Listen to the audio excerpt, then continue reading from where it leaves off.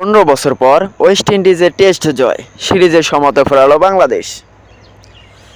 West ইন্ডিজের বিপক্ষে test সিরিজে হার দিয়ে শুরু করা বাংলাদেশের সামনে দ্বিতীয় ম্যাচের জয়ের কোনো বিকল্প ছিল না।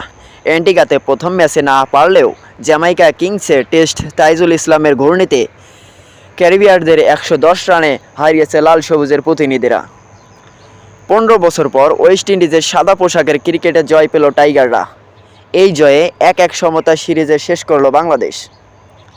কিংস্টনে বিপক্ষে টেস্ট সিরিজে হলো ইতিহাস গড়তে হতো ওয়েস্ট ইন্ডিজকে, কেননা এই মাঠে 212 রানে বেশি তাড়া করতে জয়ের রেকর্ড নেই।